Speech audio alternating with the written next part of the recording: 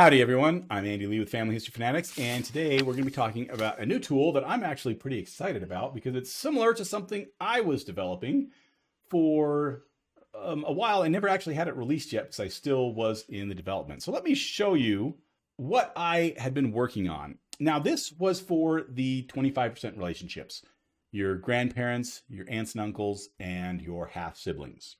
And what I was trying to do is create a tool that could actually separate out what relationship of those it was based on not just the shared centimorgans, which tells you it's part of that group, but also the number of segments that you share with that match and the length of the segments and how many full chromosomes there were. So there was a lot of data that went into this from collecting it from lots of different people. And so I was starting to come up with this, and I used this in telling some people whenever they had a question. I never actually released this for others to use because I had not completed it yet. But what this was doing is it was using more than just the shared centimorgans to help distinguish different relationships. And this would be great, particularly for unknown close relationships. So today I'm going to be showing you the SegcM tool. Now, the SegcM tool is on a website called dna-sci.com, dna-sci.com. And that website is run by Britt Nicholson. He's a data scientist who delves in lots of data as well as liking genetic genealogy. So let's go over to his website real quick. And here you can see that he has at the top tools. We're going to click on that and the SegcM, and that is going to take us to this tool. It's actually very simple to use. You enter the amount of centimorgans and the number of segments that you share with that person.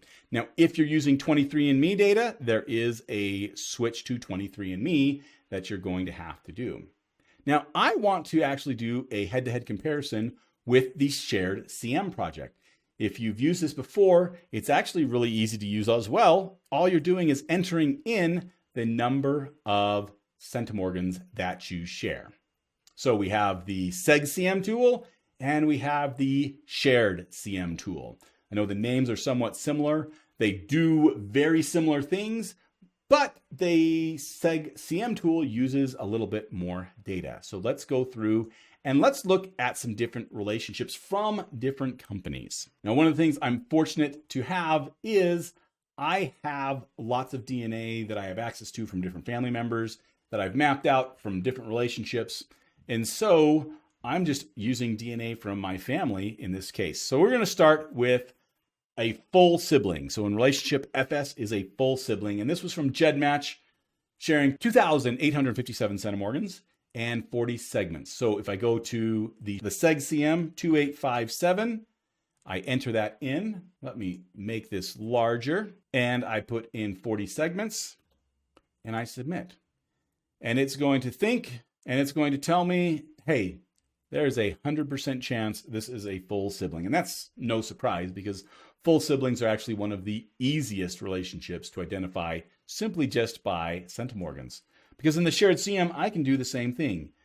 2,857, and it also tells me this is a full sibling, 100% chance that it is a sibling. That was an easy one. We've got several more to go. Next is we're going to look at a half sibling. And in particular, this is a maternal half sibling.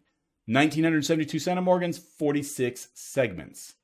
So 1,972, 46 segments. I click submit and we see the relationship probabilities. In this case, a maternal half sibling, this is a 30.4% chance of that. Now, it's not the most probability. That would actually be a paternal aunt uncle, but it is still rather high. So 30.4% for the maternal half sibling on there.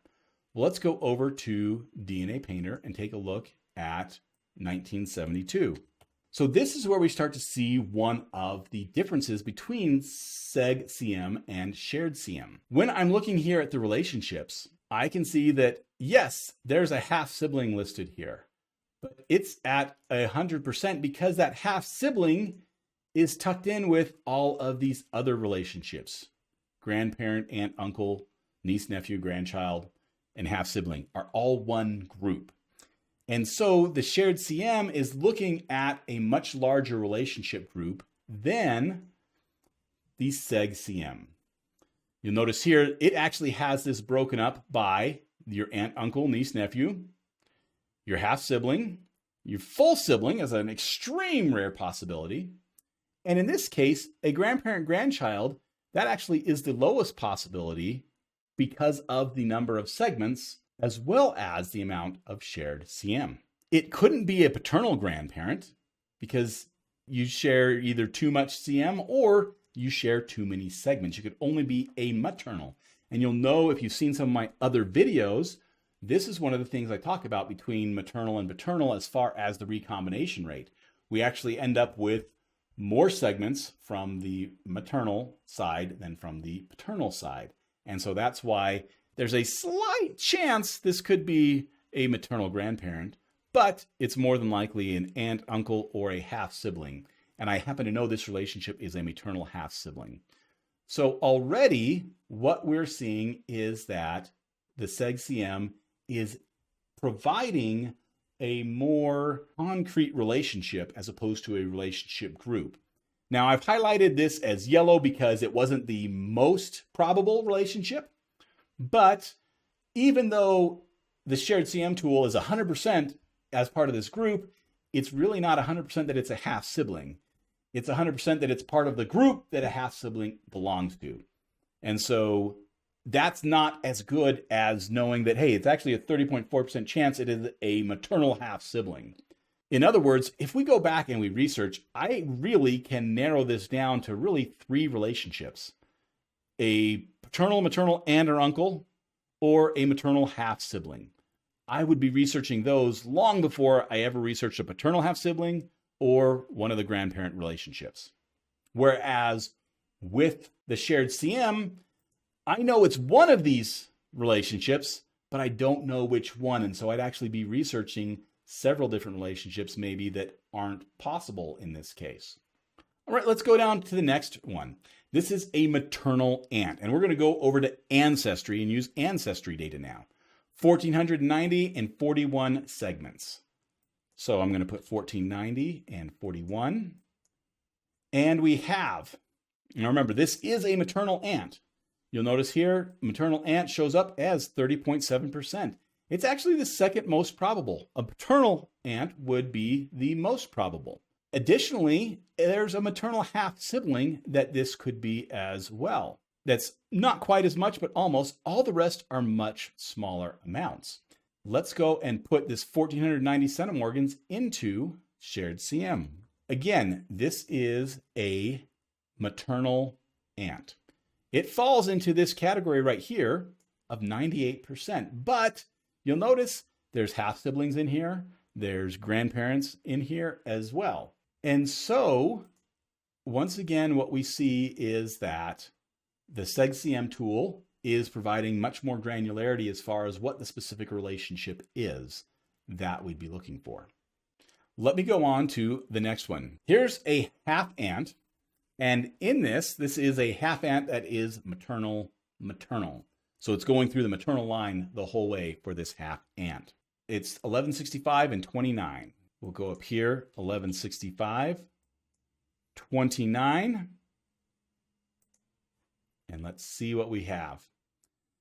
The SegcM tool, not only did it show us before when we were just looking at a single generation, whether it's on the maternal and paternal side, but now we're looking at a 2-generational relationship, and it is identifying whether this is a maternal, whether it is a paternal, in other words, it goes through a woman and a man, or whether it is a paternal for each one of these.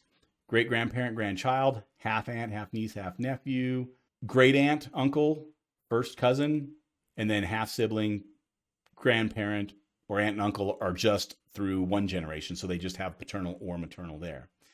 Now you can see here, this is a maternal half aunt. It's only 1.1% of it. So it's not one of the most likely based on the amount of centimorgans and segments, but it is one of the possibilities from this combination. Now over on DNA Painter, We are going to put 1165. And again, it's just doing it by this group. So while it does come up with a 92% that this is a half aunt, that is in a group with a great uncle, a great grandparent, great nieces, first cousins. All of those are all lumped together. Whereas the SegcM actually divides your percentages out into very granular, what is the most likely thing to be looking at and what things can you eliminate there. And so in this case, I'm going to mark this red for the half aunt because it's actually one of the lower percentages as far as where we would look.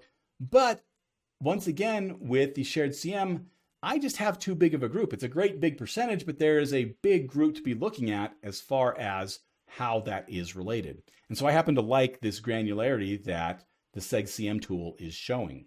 Now I can go through several different relationships, and I'm not going to go put them all into the SegcM and the SharedcM tool, but let me just go through this chart here so we can see some. This is a first cousin through the maternal line, and this happened to be the largest percentage for probability from the SegcM tool.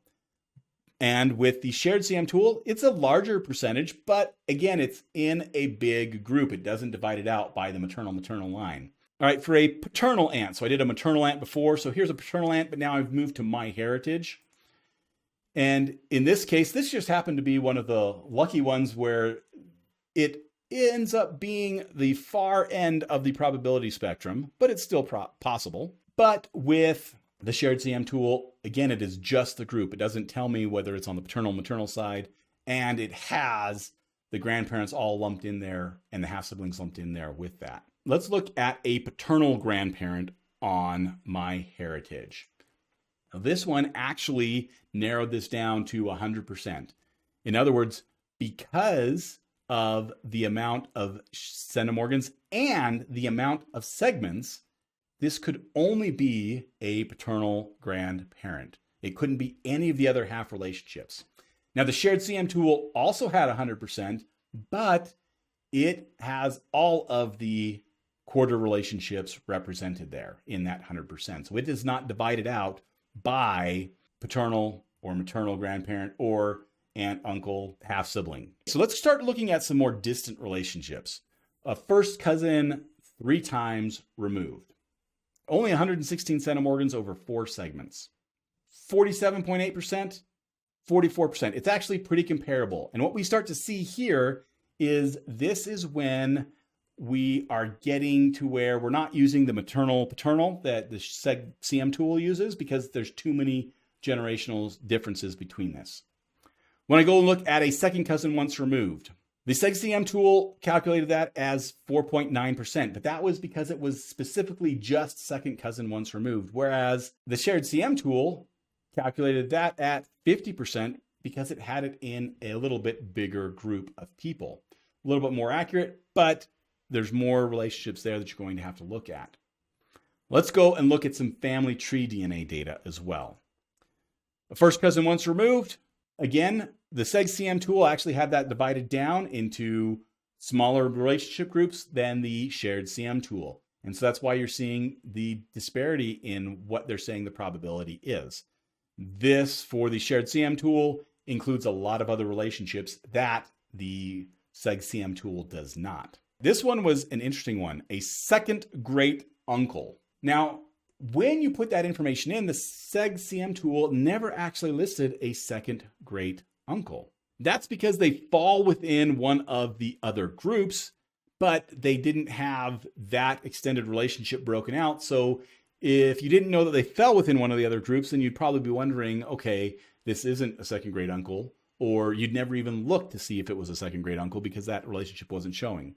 The SharedcM tool does list that relationship among one of the other broader groups, and so they get kudos there. Fourth cousin once removed. Both of them actually ended up right about the same percentage. And again, we're talking a big group of different possibilities here at this point. Now, 23andMe is a little different. Remember, on the SharedcM tool, I said if you're using 23andMe, you need to switch. that is because 23andMe calculates some of the things different. In other words, they use fully matched regions and they put that in when we're talking about siblings, as well as reporting xDNA within some different things. I wanted to try to make this as comparable as possible to the others. So all of the relationships I chose here for the 23andMe, I'm not showing anything that has any fully matched regions. So I'm not looking at siblings. And I'm also not looking at anybody who has any xDNA match. Now you can put in either your centimorgans or your percent. Now, one of the things I did notice here is that it didn't have a place for the segments on the 23andMe. And I'm wondering if the data doesn't support that, in that it doesn't matter, or if this was just an oversight on Britt's part when he made this tool. But I'm going to start, and I'm going to be looking at this is a paternal great grandparent, 11.6%. So let's put in 11.6%. And then it pops up, hey, what are the sexes of the testers? In this case, I know that it was a male and a male that tested. So I'm just going to click male and male. One thing you'll notice is the only two options are female, female, and male, male. There's not a male, female. So for instance, if this was a great grandson and a great grandfather, male, male. But what if it's a great grandson and a great grandmother? Is that a male, male, or is that a male, female? I think there is an option here missing. I submit. And again, remember, this is a great grandfather. So here is a great grandparent, paternal, and it has it at 4.9%, which isn't too much different than all of the others. But notice that it's broken it down by that 2-generation maternal-paternal line so that you can actually follow each one of these lines to know specifically what the probability is of that group. In this case, if I go back over to SharedcM and I put in 11.6%, it still just has the big groups.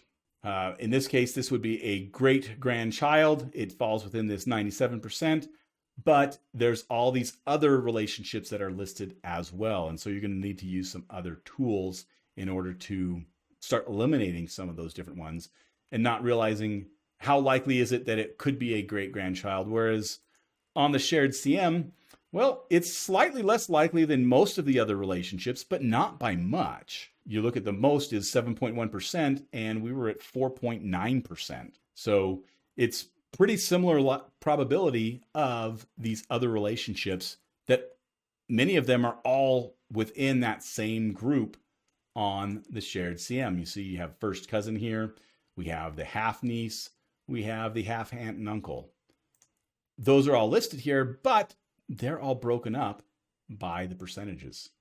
So let me go look now at the exact same match with 23andMe data, but instead of using the percentage, let me go back to the other calculator that it says not to use. And let me put in my CMs and my segments. So in this case, it's going to be 863 and 14 segments. 863, 14 segments. All right, now this was a paternal grandparent. And you'll notice that is the max, or not the maximum, but the largest probability of this relationship, what happens to be what that relationship is. So in this case, using the 23andMe segment data actually was an improvement over just using the percentage. And so that's why I think this tool is missing the segments on that 23andMe part that needs to be added. I can go and I can look at some other ones on 23andMe, a maternal first cousin, 7.1%. When I look at the other data though, I actually get a little bit higher percentage. It's not the highest percentage overall, but it is a little bit higher. So what it seems like is actually using the CM and the segment data from 23andMe when you don't have an X match is more accurate than just using the percentage on the SegcM tool. Now on the SharedcM tool, it's actually the exact same because it's just converting that percentage into the amount of centimorgans and vice versa. Going to a second cousin. Now, remember, this is outside of where we have the maternal paternal because there's too many generations for this.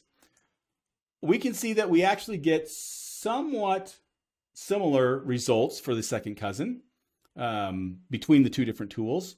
And then if we use the segment data, again, it's not quite as good in this one example that I have, but it's still fairly high as far as the probability percentage of the group. Let me go and do a quick summary of what I think the advantages and disadvantages maybe of using this are.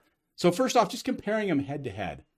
The SegcM tool is better for close relationships, and that would be things like first cousin and closer. Because, and here's the reason why it's better for that, it breaks down the maternal paternal pathways to those relationships for the first two generations. So instead of having a big group, now you actually have it broken out by maternal and paternal pathways. And that tells you where that's fitting on your family tree. That's why I like that. The second reason why I think that the SegcM tool is better than the SharedcM tool is for closer relationships. And this is probably, and I wasn't, able to do everything to see where this is, but like second and maybe even third cousins and closer, it breaks those groups up more. So you don't have as many relationships in one group. This is helpful because instead of having a 98% probability and have a dozen different relationships to look at, you can see that, hey, it's actually a 30% possibility of this one or these two relationships that you need to be looking at. So it's giving you more granularity with that. Now, once we get past that to like fourth cousins and beyond, really both of the tools are equal because there is so much variability between those relationships and overlap between them that the amount of segments really is not going to help you too much. And it's really just the amount of centimorgans that is the major thing. Now, what improvements would I make to the SegcM tool?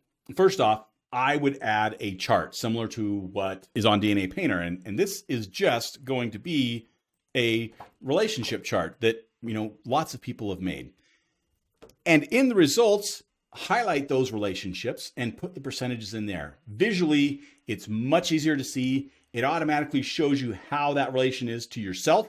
And I think that is much more useful as a tool for genealogists in using this tool. The breakdown of the relationships into more granular is great, but put a chart in there that shows how those relationships fall into a tree in relation to you with those percentages in there, rather than just a list of those relationships. The second one is I would expand as far as your relationship you had. Obviously, when I was going through it, I couldn't find the second great uncle.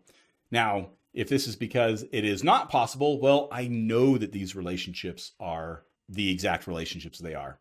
That's all that I was using for this. So I think there's some relationships that are missing in the SegcM tools data. And finally, I'm still not exactly sure how the sexes of the testers on the 23andMe results is supposed to be reported when you have one of the testers was male and one of them was female. So I think there needs to be a female-male option added there. And it might be also with that the segment information needs to be added on the percentage side to get better results. Overall, I really like the SegcM tool, and I'm probably going to be using that more than the SharedcM tool going forward for close relationships, definitely, just because of the granularity. Now, if those improvements that I said were added to it, I think that's a knockout for the SegcM tool. By adding that little bit of extra data, the number of segments, you are able to gather much more information for your research from a simple search of this match. But be sure to subscribe to our channel, click on the like button, and if you want to learn how to use the SharedcM tool, then you can watch this video up here. I'm trying to make what two segments look like. So we have a segment here and we have a bigger segment.